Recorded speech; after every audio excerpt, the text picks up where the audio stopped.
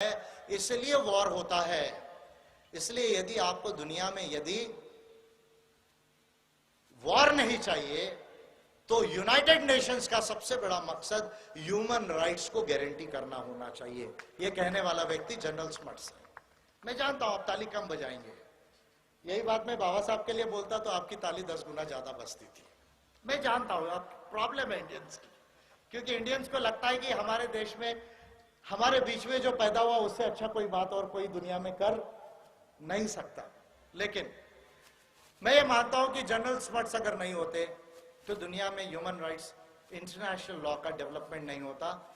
और general smuts के वजह से यूएन के चार्टर में ह्यूमन राइट्स 6 बार लिखा गया है कि ह्यूमन राइट्स को यूनाइटेड नेशंस प्रोटेक्ट करेगा। तो 45 में यूएन चार्टर बना, इंटरनेशनल लॉ का सोर्स बना, इंटरनेशनल लॉ का कॉन्स्टिट्यूशन बना यूएन चार्टर। इंटरनेशनल लॉ बनाने का पार्लियामेंट बना, that is United Nations general assembly. और उसके बाद मानव अधिकार क्या है, ये कोई स्लोगन नहीं है, कोई फिलॉसफी नहीं है, तो उसका चार्टर डिक्लेयर किया, universal declaration of human rights 1948 में।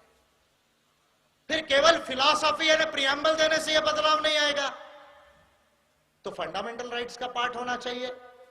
केवल प्रस्तावना देने से संविधान पूरा नहीं होता, उसमें प्रोविजंस होना चाहिए, फिलॉसफी के साथ, प्रिंसिपल्स के साथ प्रोविजन होना चाहिए। Constitutional morality is itself not sufficient, there should always be a provision for constitutional legality. Constitutional morality itself is not sufficient. There should be concrete provisions for constitutional legality. आज हम क्या देख रहे हैं, सुप्रीम कोर्ट क्यों कुछ कुछ बोल रहा है? क्योंकि कॉन्स्टिट्यूशनल लीगैलिटी का प्रोविजन नहीं है। मोरालिटी अपेक्षित है, लेकिन मोरालिटी सब में यूनिफॉर्म नहीं हो सकती। मोरालिटी सब में यूनिफॉर्म नहीं हो सकती, अपेक्षित है, बहुत अच्छी बात है। और इसलिए दुनिया में कॉन्स्टिट्यूशनलिटी का, कॉन्स्टिट्यूशनलिज्म का, जिसको मैं कॉन्स्टिट्यूशनल लीगैलिटी कहता हूं, उसका प्रोविजन होना जरूरी है। इस पर मैं नागपुर के इसमें बहुत कुछ बोला स्पीच में कि हमारे देश में क्यों हो रहा है, पार्लियामेंट में क्या बदलाव करने की जरूरत है, सुप्रीम कोर्ट्स में क्या बदलाव करने की जरूरत है, गवर्नमेंट पॉलिसीज में क्या बदलाव करने की जरूरत है। यह केवल गवर्नमेंट चेंज करने का इश्यू नहीं है, गवर्नमेंट तो चेंज हो, अभी इनका जाने का समय आ गया है, लेकिन केवल गवर्नमेंट चेंज करने से यह समस्या सॉल्व नहीं होगी। आपको कॉन्स्टिट्यूशन के साथ ह्यूमन राइट्स का प्रोविजन का ऑर्डर देश में, दुनिया में बनाना होगा। यदि आप कॉन्स्टिट्यूशन और ह्यूमन राइट्स का सही ऑर्डर, डेमोक्रेसी का सही ऑर्डर यदि आप नहीं बना सकते तो सरकारें आएंगी, सरकारें जाएंगी। सत्ता परिवर्तन हो जाने से व्यवस्था परिवर्तन नहीं होता, सत्ता परिवर्तन हो जाने से आर्थिक परिवर्तन नहीं होता, सत्ता परिवर्तन हो जाने से सांस्कृतिक परिवर्तन नहीं होता। इसलिए यह केवल इलेक्शन हारने या जीतने का इशू नहीं है। तो international bill of human rights आया 1966 में। ये 3 बड़े बदलाव हुए दुनिया के अंदर इंटरनेशनल लॉ को लेकर। और इसके बाद 2001 में मिलेनियम डेवलपमेंट गोल्स का पहला प्लान बना दुनिया का। सोशल मीडिया आया 2006 में। 2007-8 में ग्लोबलाइजेशन के मॉडल में क्राइसिस आया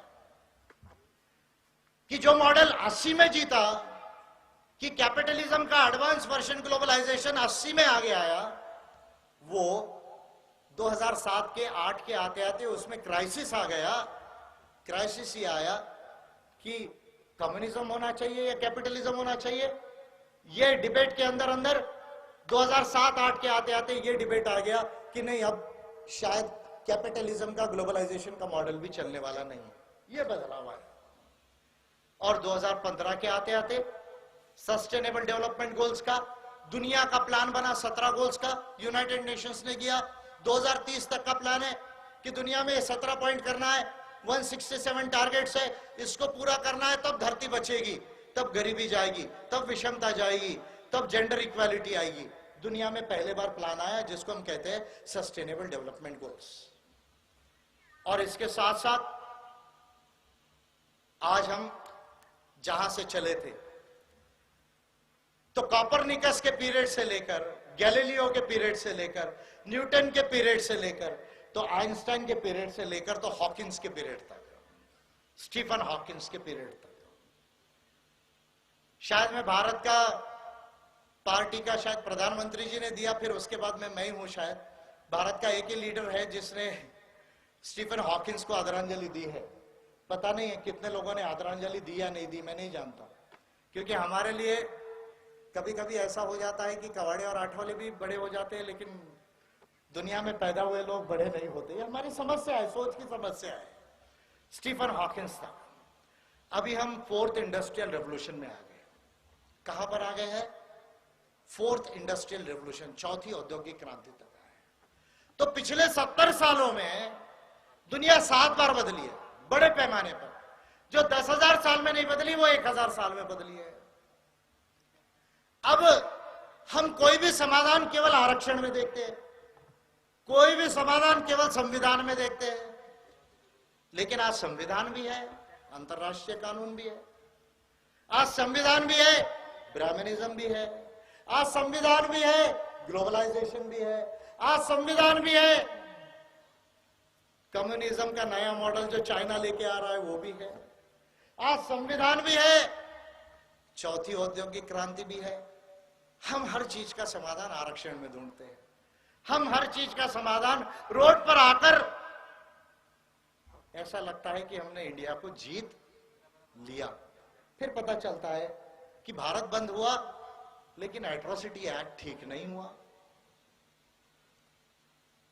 महाराष्ट्र बंद हुआ, लेकिन भीमा कोरेगांव का सलूशन नहीं मिला। कॉन्स्टिट्यूशन है, फिर भी रिजर्वेशन इन प्रमोशन का समाधान हो नहीं रहा है। ऐसा क्यों? ऐसा इसलिए है क्योंकि दुनिया में जो डेवलपमेंट हुआ है वो एक रास्ते से नहीं हुआ है। दुनिया एक रास्ते से नहीं चली है, दुनिया एक विचार से नहीं चली है। दुनिया में किसी भी एक मार्ग से, एक विचार से कंप्लीट समाधान आने वाला नहीं है। यह विजय मानकर बोल रहा है। चाहे आज तक के दुनिया के जो भी फिलोसोफर्स है, ग्रेट लीडर्स है, रिलीजियस लीडर्स है, नाम नहीं लूंगा, ऑलरेडी ले चुका हूं, जिस किसी ने भी कहा होगा कि मेरे विचार से ही दुनिया में परिवर्तन आएगा, यही फाइनल रास्ता है। विजय मानकर उन तमाम महापुरुषों को वंदन करते हुए आज एक नई बात कह रहा है कि दुनिया में कोई भी एक विचार से कंप्लीट परिवर्तन नहीं आएगा। ये मेरे फाइंडिंग है, ये मेरी खोज है। मैं जानता हूं आप ताली नहीं बजाओगे, मैं जानता हूं, और आपको बजाना भी नहीं चाहिए, क्योंकि महापुरुष आपके भी है उसमें, हर किसी का महापुरुष है। वो अच्छे थे, मैं उनको बुरा नहीं बोल रहा, लेकिन किसी भी एक विचार से, एक मार्ग से, एक सॉल्यूशन से दुनिया में सुख और शांति नहीं आएगी। और इसलिए मेरा इन्वेंशन है, और ये मेरा इन्वेंशन है, और इस इन्वेंशन को मैंने अपने नाम पे लिया है, और I am ready to face the challenge of all the intellectuals of the world. ये मेरा इन्वेंशन है, ये किसी और का इन्वेंशन नहीं है, ये विजय मानकर की खोज है, और ये 27 साल की खोज है, और 27 साल की साधना की खोज है। और जब विजय मानकर ने दुनिया के तमाम चश्मों को उतारकर सत्य को देखा, तब विजय मानकर को यह समझ में आया। दुनिया में बहुत सारे चश्मे हैं, कराडे जी, दुनिया में बहुत सारे चश्मे हैं। फिर नहीं बोलूंगा, बोलूंगा तो झगड़ा हो जाएगा दुनिया में। धर्मों के चश्मे हैं, विचारधाराओं के चश्मे हैं, जाति का चश्मा है, राज्य का चश्मा है, कल्चर का चश्मा है, सब चश्मा है। और उसके साथ इंसान का अपना भी एक चश्मा है, क्योंकि इंसान सोचता है कि उसको समझ गया, वो और किसी को समझ नहीं सकता। ये उसकी प्रॉब्लम है। क्यों प्रॉब्लम है? क्योंकि इंसान धरती पर ही नहीं, सृष्टि में अपने आप को श्रेष्ठ समझता है। इंसान धरती पर ही नहीं, सृष्टि में, यूनिवर्स में अपने आप को श्रेष्ठ समझता है। लेकिन आप जानते हैं हमारी उम्र कितनी है? मैडम बताइए, average life of a human being कितनी है? Average life of a human being कितनी है? 100 साल। एवरेज लाइफ कितनी है इंसान की? 100 साल। 100 साल भैया, एक एवरेज कितना जी सकता है इंसान? कितना जी सकता है? लेकिन आप मुझे पूछोगे कि इंसान का लाइफ कितना है, तो मैं बोलूंगा इंसान का लाइफ इतना है।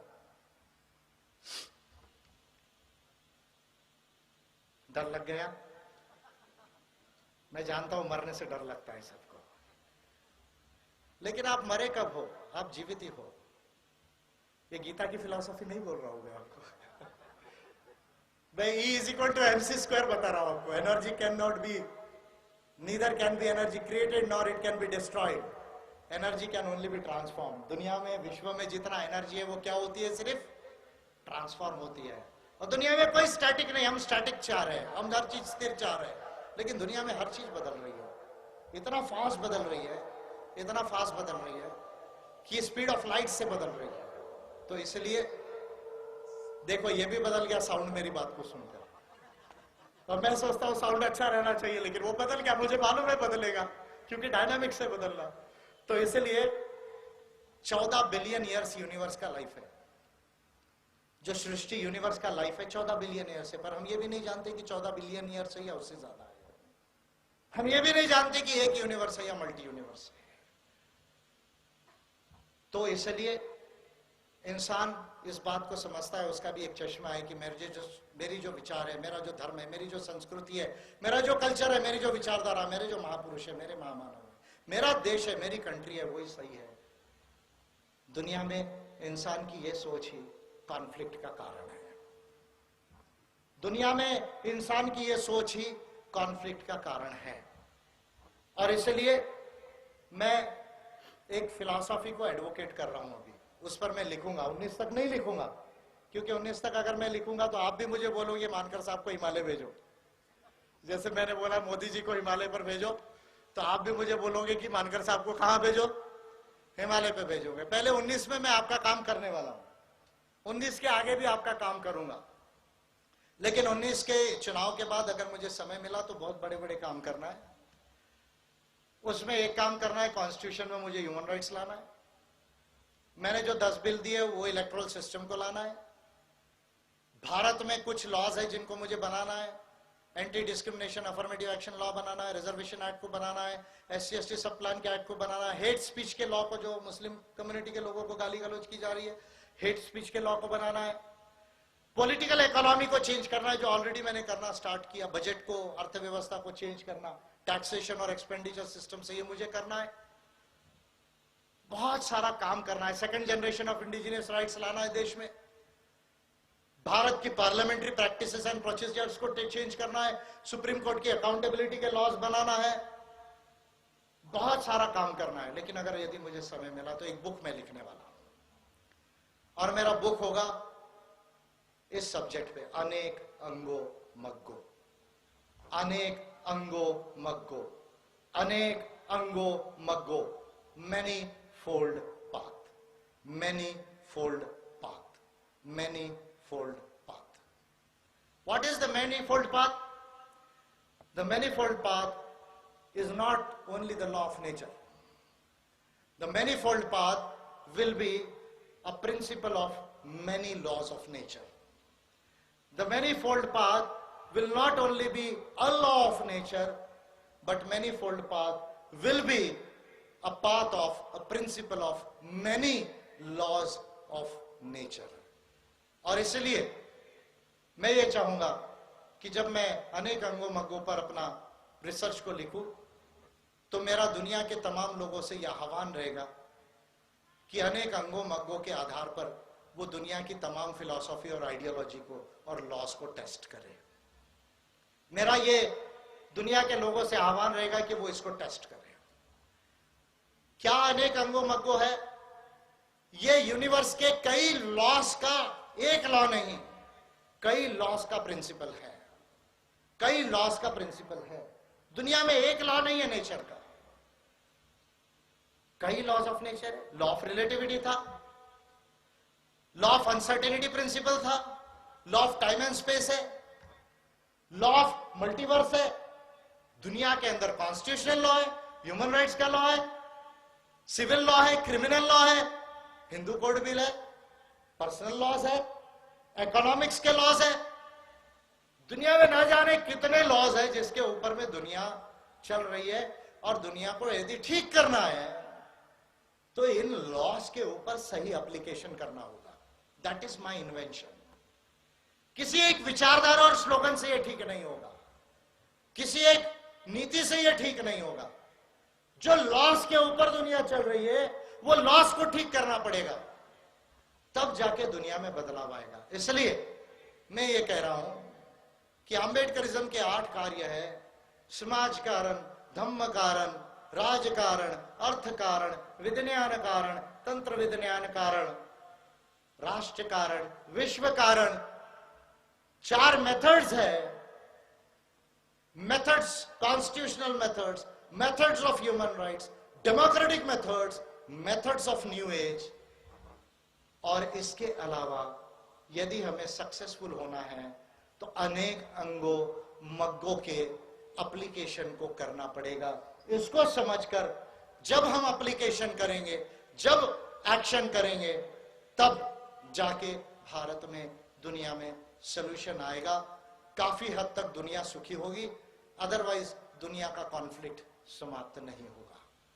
तो ये बात हमको अच्छी तरह से समझना है कि दुनिया में, भारत में प्रबुद्ध भारत बनाने के लिए अंबेडकरिज्म की जरूरत है, और भारत को बदलने के लिए, दुनिया को बदलने के लिए अनेक अंगों मग्गों का एप्लीकेशन करना होगा।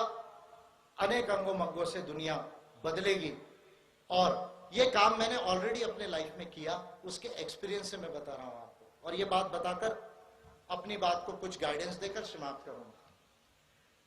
जब भारत में एट्रोसिटीज बहुत ज्यादा बढ़ गई थी ऊना की घटना के बाद, तब मुझे भारत भर के लोग ये कहने लगे, ऑलरेडी मैं इसके ऊपर, मेरे दिल में फीलिंग था, बहुत बुरी बात है कि सर आप उसको कुछ कीजिए, आप कर सकते हैं, हमें मालूम है आप कुछ कर सकते हैं।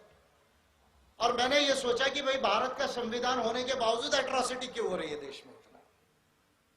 अगर भारत का संविधान होने के बावजूद, एट्रोसिटीज एक्ट होने के बावजूद अगर इतनी एट्रोसिटीज देश में हो रही है, तो 2 ही चीजें हो सकती है। क्या चीज हो सकती है? एक, या तो भारत का संविधान हमें प्रोटेक्ट नहीं कर रहा है, या दूसरी कि भारत का संविधान तो अच्छा है लेकिन हमको भारत के संविधान पर काम करना नहीं आ रहा है।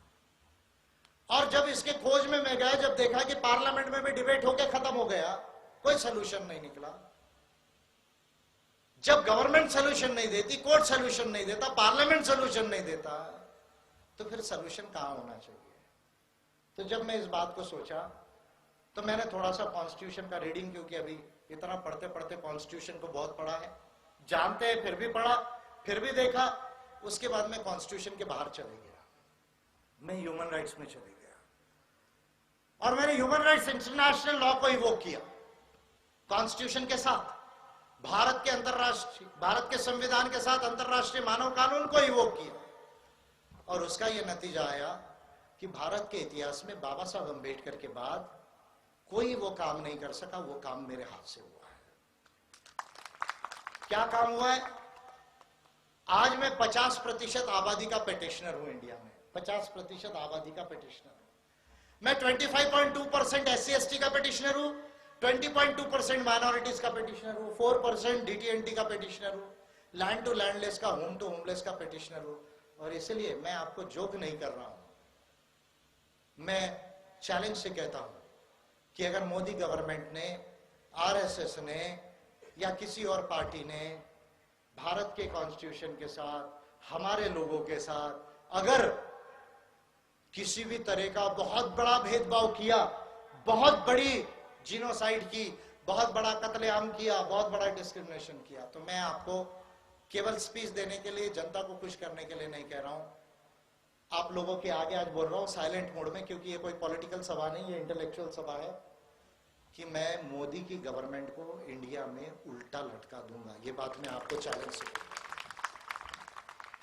आता लोक म्हणतात सर लटकवलंच नाही, अरे बाबा हे फेसबुक व्हाट्सअप नाही है, इकडून दिलं तर तिकडून परत येते, ऐसा नहीं है। फेसबुक व्हाट्सएप में इधर से भेजा तो उधर से आना चाहिए, ऐसा हो गया लोगों का, ऐसा नहीं है। एट्रोसिटीज एक्ट पर वह लोग बोले साहब मानकर साहब ने क्या किया, अरे जो देश में कोई और नहीं करता वो विजय मानकर करता है, ये लोगों को अब समझ जाना चाहिए। जो सब करते वो विजय मानकर नहीं करता, जो कोई नहीं करता वो कौन करता है? विजय मानकर करता है। इस बात को अभी तक समझ में नहीं आया। लोगों को मालूम है नहीं, कॉन्स्टिट्यूशन नहीं मालूम, प्रोसीजर नहीं मालूम, कोर्ट का लॉ नहीं मालूम। अरे भी मैटर सब जुडाइस है, रिव्यू पिटीशन में गया है।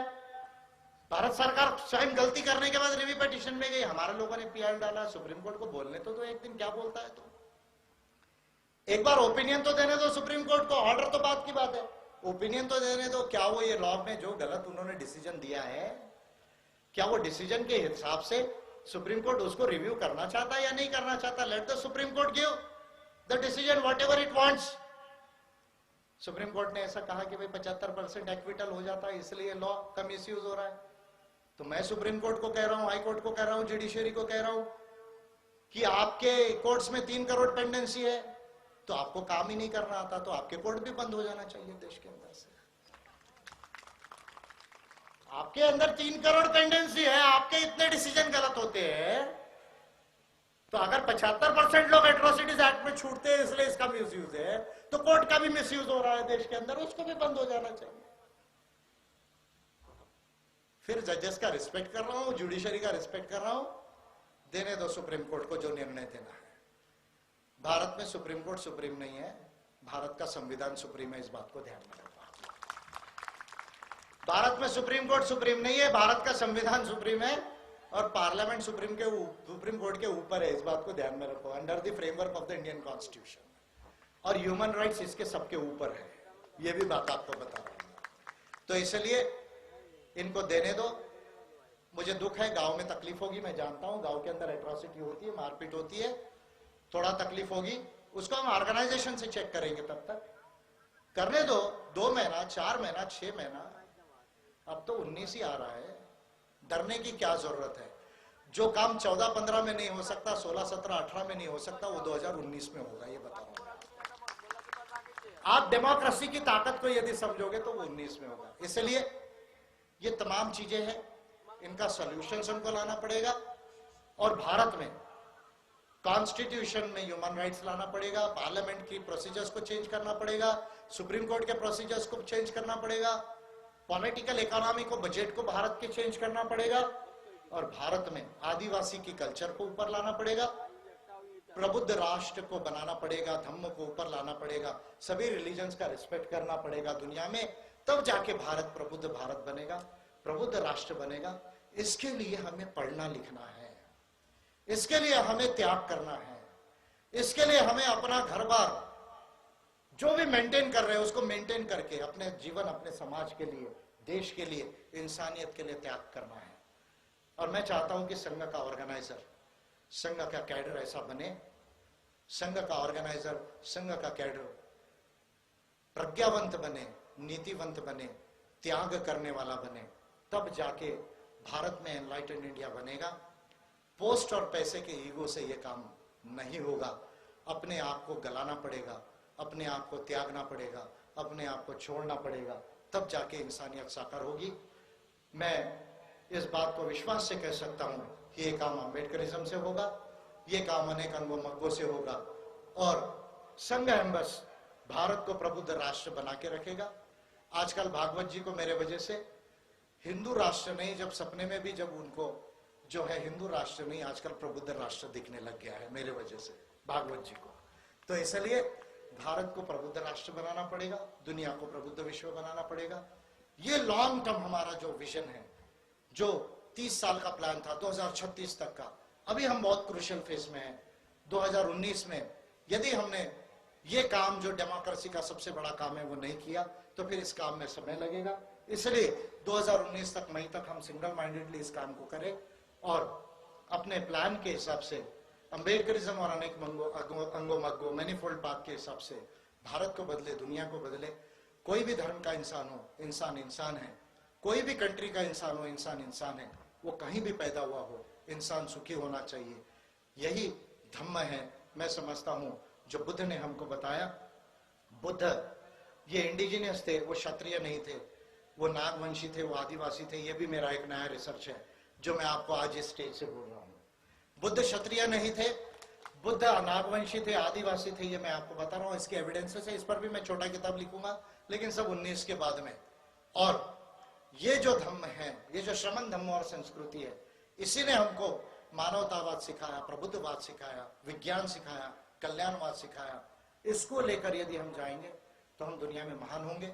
मैं उम्मीद करता हूं कि हम ये काम करेंगे। ऐसी बात करते हुए आप लोगों के लिए स्पीच, क्योंकि सुप्रीम कोर्ट के ऑर्डर से लॉ को हमको मेंटेन करना है, अपनी बात को यही समाप्त करता हूं।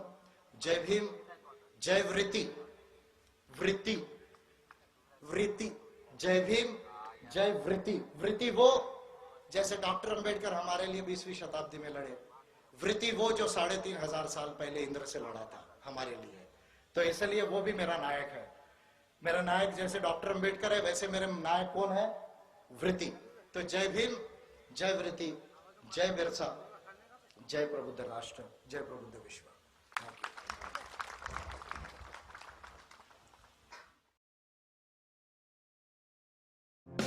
यू।